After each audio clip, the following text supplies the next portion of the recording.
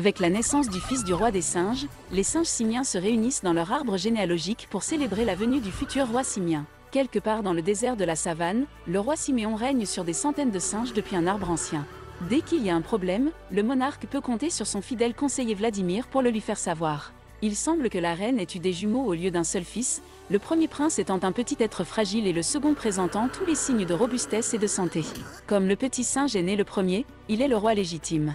Ils étaient deux, Majesté. Il est sorti le premier. C'est lui le futur roi des Simiens. Mais il est petit. Il est tout petit. Le roi reçoit de terribles nouvelles de la sorcière singe, qui dit que le petit être fragile est un mauvais présage pour l'avenir. Les singes, dit-elle, ne l'accepteront jamais comme leur souverain car il a de graves défauts. Le monarque donne à Vladimir l'enfant et chargé de tuer le singe pendant que la reine dort. Après s'être réveillée et s'être demandé où étaient ses enfants, la reine supplie le roi Siméon de les protéger. Oh, bien soit. La reine finit par mourir et le roi Siméon présente aux singes leur nouveau roi, Vania, un singe fort et en bonne santé. Avec l'aide du loup, Vladimir jette le frêle singe en bas d'une falaise. Le petit insiste pour s'accrocher aux mains de Vladimir, et pendant une fraction de seconde, il revient sur sa décision. Mais Vladimir est fidèle au monarque, il jette le singe. Le singe a réussi à éviter les mâchoires affamées du loup en se suspendant à une liane. Le loup arrache le petit de la liane et lui mord une main. Un singe probe aussi intervient avant que le loup ne puisse causer des dommages irréparables à l'enfant. La morsure du loup sur le bras droit du bébé l'a rendu invalide. Yann, celui qui a sauvé le bébé, le laisse monter sur son dos plutôt que de le laisser marcher comme un singe. Édouard, le singe autrefois faible, est maintenant un singe adulte. Pendant toute la durée du film, il reste sur le dos de Yann, son bras défectueux étant dissimulé derrière son pagne. Ce sont des amis proches qui se disputent et se surveillent mutuellement, et ils n'embêtent pas les autres singes. Yann a du mal à communiquer à cause d'un défaut d'élocution. C'est qui alors? C'est moi qui ai tout mangé. Yann, arrête de me prendre pour un idiot quand tu ça. Édouard creuse un trou couvert de feuilles qu'il a creusé dans leur petite cabane à la recherche des fruits qu'il y a cachés. Il les demande à Yann, qui fait semblant d'être désemparé et déclenche une bagarre. Édouard attrape le rongeur responsable de la consommation de sa nourriture. Il tente de faire demi-tour pour le récupérer, mais il n'a qu'un bras. Lorsqu'il trouve la sève de l'arbre, il a l'intention de l'utiliser comme piège à souris, mais le son des cornes qui s'approchent le distrait. La balle de coco est une activité que Yann et Édouard apprécient tous deux, et le son de la corne signale son début. Ayant subi les préjugés des autres singes à plusieurs reprises, Yann hésite à y aller. Édouard le persuade d'y aller, et tous deux regardent le jeu depuis une branche voisine. Un groupe de singes se balançant sur des lianes jouant au coco-ball, le but étant de faire entrer la balle dans la mâchoire ouverte du crâne. La sphère est une noix de coco. Un but de Bania est le premier de la partie, et les publics est en délire.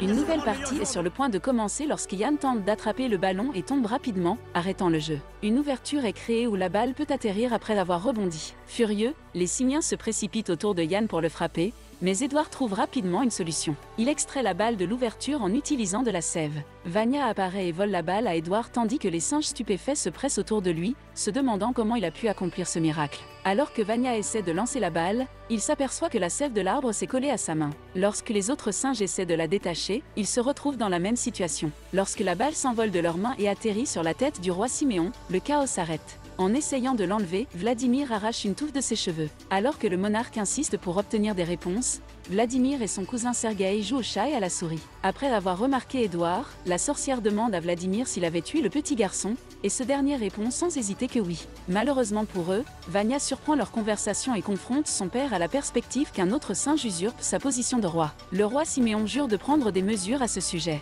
Édouard et Yann se disputent à propos de l'existence des montagnes blanches dans le nid d'Édouard. Tu penses encore à la montagne blanche? Oui, Mais elle n'existe pas, cette montagne blanche, tu sais très bien. On en a déjà parlé, arrête Yann. Je veux bien m'en aller, moi, c'est pas le problème. Édouard est informé que le roi lui a envoyé une convocation personnelle. Il a été dit qu'Édouard avait réalisé des tours de magie devant le roi. Édouard rassure le roi en lui disant que ses exploits ne sont pas de la magie et commence à démontrer certaines de ses découvertes. Il fabrique une couronne avec des feuilles, et en remplissant une feuille d'eau, il crée un miroir. Lorsque le roi jette enfin un coup d'œil à son miroir, il est stupéfait de sa propre beauté. Édouard construit une balançoire pour le roi et continue à discuter avec lui.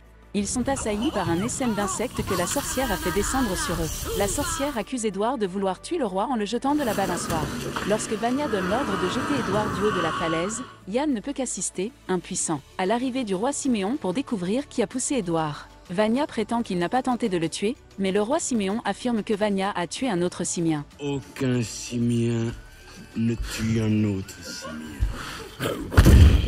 C'est la loi!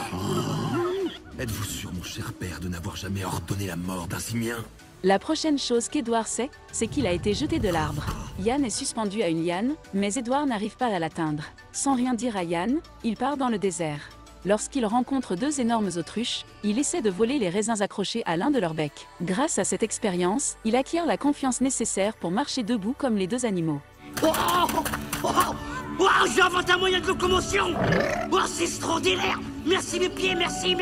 Les loups sont apparus et tous les trois doivent se retirer en toute vitesse. Édouard s'inspire de la démarche unique des autruches et commence à courir en marche arrière. Maintenant qu'il peut se déplacer rapidement avec un seul bras, il commence à se précipiter en avant avec une grande joie. Lorsque les autres singes le voient courir, ils l'applaudissent tous. Tous les trois entrent dans une zone peuplée de rhinocéros et parviennent à la traverser indemne, mais les rhinocéros repèrent les loups et s'enfuient. Édouard doit maintenant échapper à une meute de loups et à un troupeau de rhinocéros. Après qu'Édouard soit allé aussi loin qu'il le pouvait, les rhinocéros commencent à rouler comme des tatous. Lorsque le roi Siméon voit qu'Édouard va être piétiné par les rhinocéros, il se précipite à son secours. Il parvient à repousser certains d'entre eux, mais lorsqu'il se rend compte qu'Édouard est sur le point d'être écrasé, il plonge pour le protéger. Le combat s'arrête, mais le roi Siméon est gravement blessé. Vania, avec une liane, s'approche d'eux pour aider Siméon à se remettre sur pied. Le roi Siméon mourant révèle à son fils Édouard qu'il est en fait son père. Pardonne-moi. Pourquoi pardon? Écoute, c'est toi, mon fils.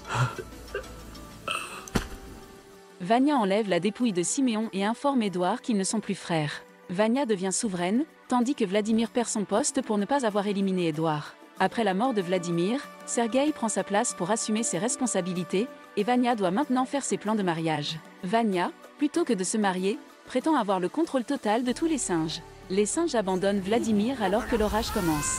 L'orage s'intensifie et une tornade se forme. Au passage de la tornade, Édouard aperçoit Lucie et développe immédiatement des sentiments pour elle.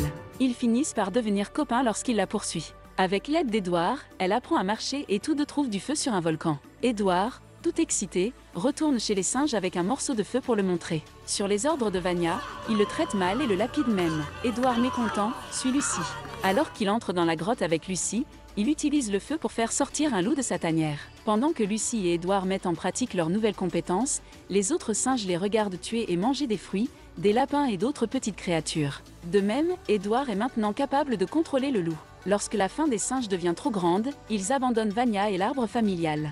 La sorcière fait appel à l'esprit de l'arbre afin de terrifier les singes, mais lorsque le jeune Vigo décide d'enquêter sur la source du bruit, il apprend que la sorcière s'est trompée, et qu'il n'y a en fait aucun esprit de l'arbre. C'est la sorcière qui est responsable de tout ce qui s'est passé. Elle tente de le tuer, mais il échappe à la mort et finit par révéler la vérité. Les singes descendent de l'arbre et se dirigent vers la tanière d'Édouard et Lucie. La femelle chimpanzé Gisela, qui est très amoureuse de Vania, choisit de rester. Après ce que les singes ont fait à Lucie et à Édouard, elle n'a aucune envie d'avoir un quelconque contact avec eux. Édouard est obligé de servir de médiateur entre les singes et les humains. Il convainc Lucie de les laisser entrer à condition qu'ils mangent et partent immédiatement. Ils mangent mais ne partent pas. Ensuite, ils font la fête dans la grotte. Vania et Gisela ont l'air déprimés en regardant. Pendant des mois, ils ont observé les singes construire leur nouvelle communauté. Ensemble, Lucie et Édouard attendent un petit garçon pour rejoindre leur famille. Ils ont choisi Yann, l'ami d'Édouard, comme source d'inspiration pour le prénom. La sorcière, quant à elle, prépare sa vengeance contre les singes depuis qu'ils ont quitté l'arbre généalogique. Tous les singes travaillent maintenant sur deux pieds, comme Édouard, et Lucie peut donc se détendre à la maison pendant qu'il aide le reste de la tribu dans les travaux de construction. Ils sont capables de subvenir à leurs besoins, Diego ayant appris à chasser et à créer des images plus réalistes. De nouveaux primates arrivent au refuge, et Sergueï est indifférent avec eux. Comme Sergueï prétend qu'ils n'ont nulle part où aller, il les met à la porte. Édouard tente de les calmer, mais entre-temps, une invasion de sauterelles détruit tout ce qu'ils ont construit. Sergueï et les singes, certains que la sorcière est à blâmer, entreprennent de la capturer et de la tuer. Lucie incite Édouard à sauver Vania de la foule autour de l'arbre. Édouard essaie d'attirer l'attention de Vania, mais n'obtient aucune réponse. Après que la foule ait trouvé l'arbre, Vania décide de sortir de sa cachette. S'il leur donne l'arbre, les singes disent qu'ils le laisseront partir, Mais s'ils partent d'eux-mêmes, il dit qu'il les laissera partir vivants. Malgré les efforts de Gisela pour protéger la monarchie, Sergueï ordonne aux singes d'attaquer Vania. Vania se bat, mais il est trop affaibli pour gagner. Même Edward est empêché de faire quelque chose d'irréfléchi.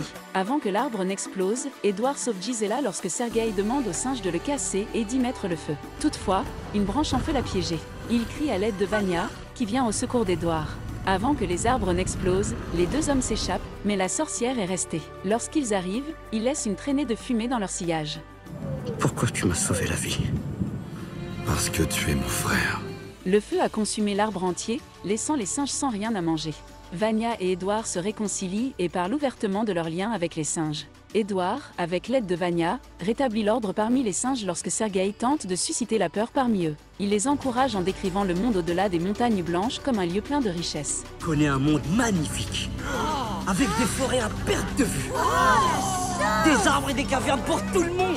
Les singes s'envolent vers les montagnes blanches à la poursuite des oiseaux et trouvent une forêt luxuriante, de l'eau courante et des montagnes imposantes. Les singes sont ravis, et Edward est soulagé de revoir Yann. En regardant ses deux amis danser, Lucy ne peut s'empêcher de sourire. N'oubliez pas de liker nos vidéos, de donner votre avis sur le film et de vous abonner pour recevoir les futurs films épiques en miniature.